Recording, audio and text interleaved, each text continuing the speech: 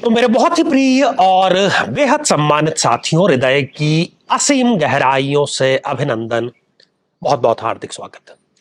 साथियों, मंगली और नॉन मंगली के विवाह को लेकर के बहुत सारे एपिसोड हम पहले भी बना चुके हैं और एक प्रश्न निरंतर हमें कमेंट्स में प्राप्त होता है कि आचार्य जी, हमने तो कुंडली मिलान करके विवाह संपन्न किया था, मैं मंगली हूं, मेरा जो जीवन साथी है वो भी मंगली है, फिर क्यों गृह कलेश, विवाद और तलाक जैसी स्थितियां उत्पन्न हो रही है? या फिर मैं नॉन मंगली हूं और जीवन साथी भी नॉन मंगली है, फिर क्यों इस प्रकार की परिस्थितियां उत्पन्न हो रही है? साथियों, खास तौर पर आज हम इस प्रश्न का उत्तर आपको देंगे पूर्ण वैदिक, पूर्ण सटीक और पूर्ण वैज्ञानिक तरीके से।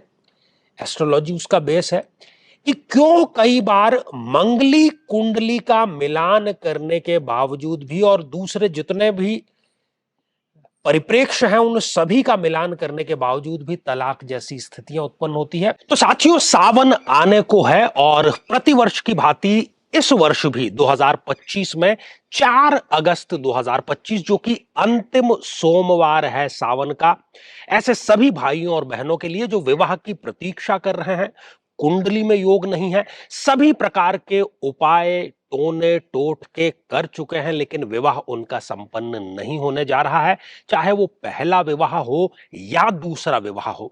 तो इन सभी भाइयों और बहनों के निमित्त इस 4 अगस्त को हम विशिष्ट अनुष्ठान करने जा रहे हैं शीघ्र विवाह के लिए। यदि आप भी इसमें इच्छुक हैं और गारंटी चाहते हैं मेरी, आपकी या ज्योतिष की नहीं, स्वयं महादेव की, क्योंकि सावन में उनका आशीर्वाद हमें अवश्य मिलता ही मिलता है, तो संपर्क जरूर करें। साथियों, कई वर्षों के जन्म पत्र का अध्ययन और लाखों कुंडलियों के अध्ययन के बाद हम ये कह सकते हैं कि यदि किसी की जन्म पत्रिका में राहु पीड़ित है तो उसको इस ग्रह की महादशा में इन 9 लक्षणों का, इन 9 कष्टों का, पीड़ाओं का अवश्य सामना करना पड़ता है। ये भ्रम की स्थिति पैदा कर देता है। व्यक्ति ये निर्णय नहीं ले पाता कि उसके लिए सही क्या है, गलत क्या है, और यदि वो निर्णय ले भी लेता है तो वो निर्णय उसके लिए आत्मघाती साबित होता है।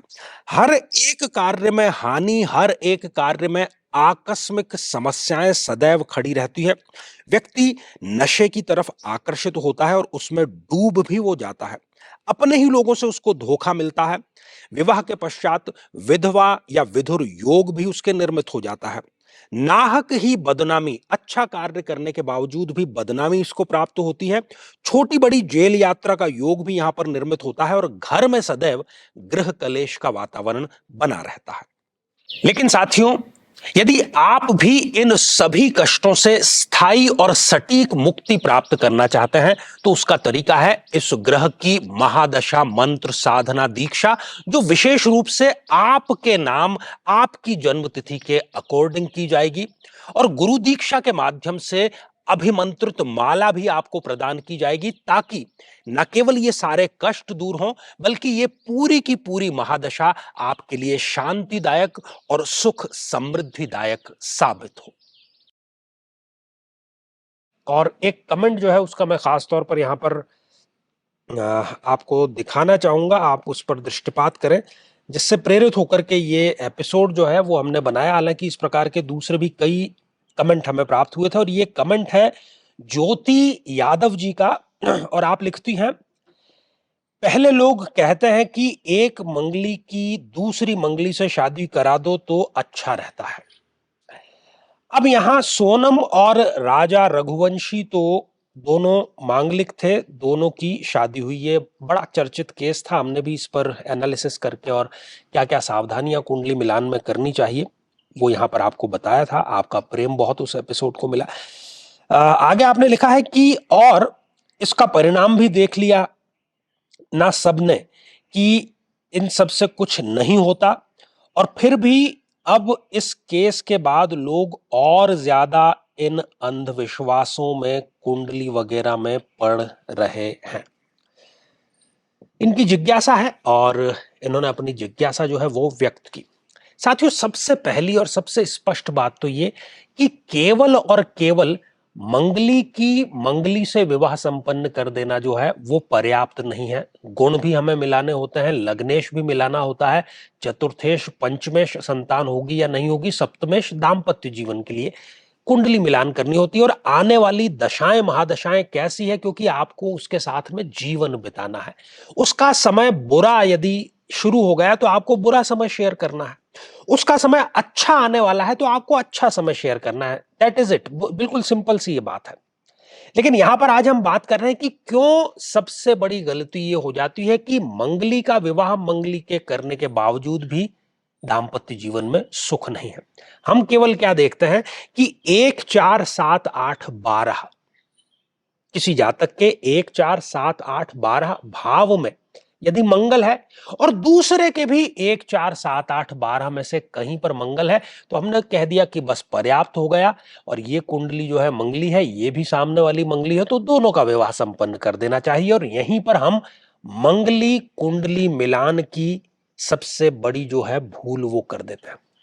साथियों, सूत्र यह है कि मंगली का तो मंगली से विवाह संपन्न करना है, लेकिन यदि पुरुष की कुंडली में मंगली है वो और उसकी कुंडली में मंगल योग कारक है, तो उसका विवाह किसी ऐसी स्त्री, किसी ऐसी कन्या से करना चाहिए जिसकी कुंडली भी मंगली हो और मंगल भी उसके लिए योग कारक हो। अर्थात योग कारक का योग कारक से और मारक का मारक से विवाह संपन्न होता है। Simple as that. इसके अन्यथा यदि आपने किसी योग कारक मंगल वाले का मारक मंगल के साथ में विवाह संपन्न करा दिया या मारक मंगल वाले का योग कारक मंगल के साथ में विवाह संपन्न करा दिया, तो वो मंगली का मिलान नहीं होगा, क्योंकि एक के लिए मंगल जो है वो बुरा है, दूसरे के लिए अच्छा है।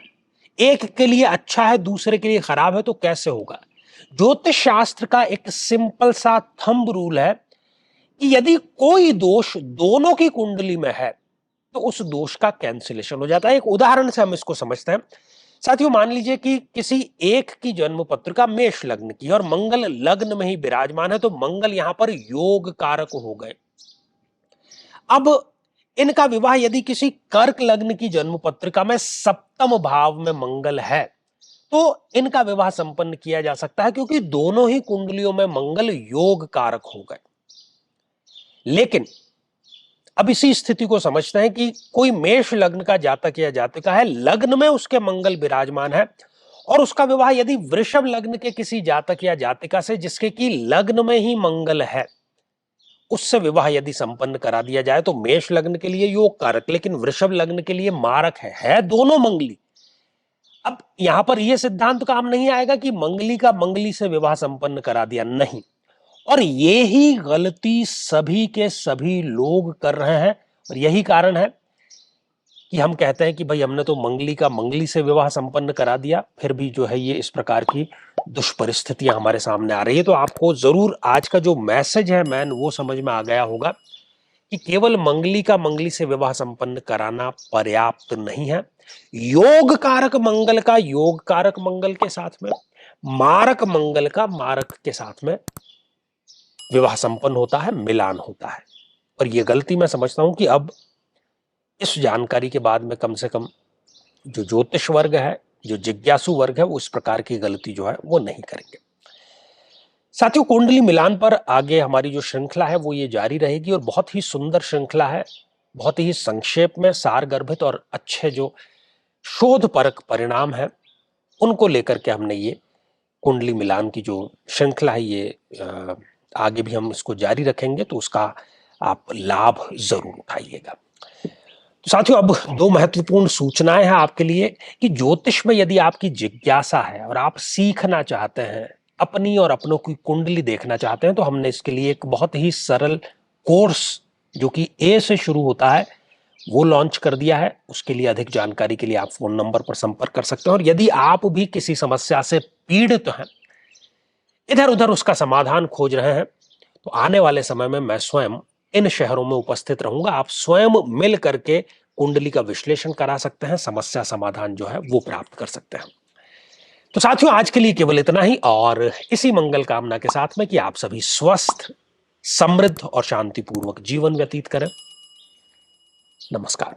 तो साथियों, सावन आने को है और प्रतिवर्ष की भांति इस वर्ष भी 2025 में 4 अगस्त 2025 जो कि अंतिम सोमवार है सावन का, ऐसे सभी भाइयों और बहनों के लिए जो विवाह की प्रतीक्षा कर रहे हैं, कुंडली में योग नहीं है, सभी प्रकार के उपाय टोने टोटके कर चुके हैं, लेकिन विवाह उनका संपन्न नहीं होने जा रहा है, चाहे वो पहला विवाह हो या दूसरा विवाह हो। तो इन सभी भाइयों और बहनों के निमित्त इस 4 अगस्त को हम विशिष्ट अनुष्ठान करने जा रहे हैं शीघ्र विवाह के लिए।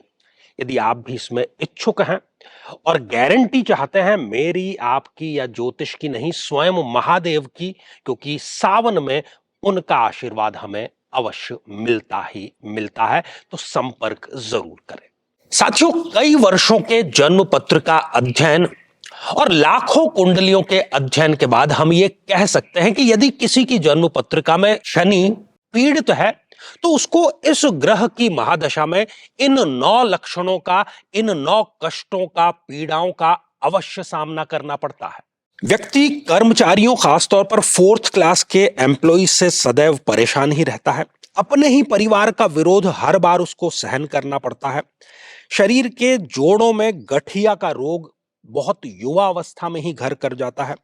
पूरी की पूरी ये दशा इनके लिए मृत्यु तुल्य कष्ट लेकर के आती है और हर एक कार्य में इनके देरी अवश्य होती है। झूठे इल्जामों का इनको सामना करना पड़ता है। बदनामी के कारण इनका कई बार घर से निकलना दूभर हो जाता है और किसी केस में तो जेल योग तक का इनके समीकरण जरूर बनता है। व्यक्ति कई बार आलस्य के चलते आवश्यक कार्य को भी टालता चला जाता है। लेकिन साथियों, यदि आप भी इन सभी कष्टों से स्थायी और सटीक मुक्ति प्राप्त करना चाहते हैं तो उसका तरीका है इस ग्रह की महादशा मंत्र साधना दीक्षा, जो विशेष रूप से आपके नाम, आपकी जन्मतिथि के अकॉर्डिंग की जाएगी और गुरु दीक्षा के माध्यम से अभिमंत्रित माला भी आपको प्रदान की जाएगी, ताकि न केवल ये सारे कष्ट दूर हों बल्कि ये साथियों, कई वर्षों के जन्म पत्र का अध्ययन और लाखों कुंडलियों के अध्ययन के बाद हम ये कह सकते हैं कि यदि किसी की जन्म पत्रिका में केतु पीड़ित है तो उसको इस ग्रह की महादशा में इन 9 लक्षणों का, इन 9 कष्टों का, पीड़ाओं का अवश्य सामना करना पड़ता है। किसी न किसी प्रकार की तंत्र बाधा का बना रहना, बहुत आसानी से और बहुत जल्दी नजर लग जाना, त्वचा अर्थात स्किन से संबंधित रोग हो जाना, व्यक्ति का अकेलेपन का शिकार हो जाना, किसी न किसी प्रकार का झूठा कोर्ट केस इन पर होता है। व्यक्ति डिप्रेशन में जाकर के नशे का सेवन करना शुरू कर देता है। कितना ही अच्छा कार्य करे लेकिन उसके पक्ष में केवल बदनामी ही आ जाती है। शत्रु जिधर देखो उधर नए नए पैतरे अपनाते रहते हैं और व्यक्ति घर में भी गृह कलेश का शिकार होता रहता है। लेकिन साथियों, यदि आप भी इन सभी कष्टों से स्थायी और सटीक मुक्ति प्राप्त करना चाहते हैं तो उसका तरीका है इस ग्रह की महादशा मंत्र साधना दीक्षा, जो विशेष रूप से आपके नाम, आपकी जन्मतिथि के अकॉर्डिंग की जाएगी और गुरु दीक्षा के माध्यम से अभिमंत्रित माला भी आपको प्रदान की जाएगी, ताकि न केवल ये सारे कष्ट दूर हों बल्कि ये पूरी की पूरी महादशा आपके लिए शांतिदायक और सुख समृद्धिदायक साबित हो।